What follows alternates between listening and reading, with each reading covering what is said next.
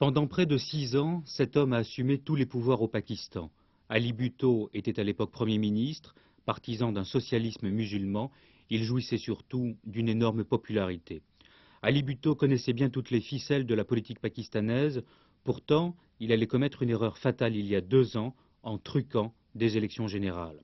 Après 2 mois d'émeute à Rawalpindi, il était renversé par l'armée, avec à sa tête le général Zia, connu pour la rigueur de ses opinions religieuses. Dès lors, on allait l'inculper pour toute une série de délits, dont une tentative d'assassinat.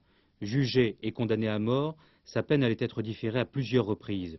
Aujourd'hui, la sentence vient d'être confirmée, une mesure qui n'a pas vraiment surpris l'un de ses 3 défenseurs étrangers, Maître Badinter. Lorsque je suis revenu cet été de Rawalpindi, après avoir travaillé avec les avocats de Bhutto, après avoir suivi les débats, après avoir analysé le dossier, j'étais convaincu que le sort judiciaire de Bhutto était scellé. Le procès Bhutto, ça n'était rien d'autre qu'une entreprise judiciaire destinée à l'élimination physique d'un adversaire politique qu'on ne pouvait pas réduire autrement. Et le procès Bhutto n'avait de sens que s'il venait à son terme. Et ce terme, même pour un procès comme celui-là, ne pouvait être à mes yeux qu'une condamnation à mort.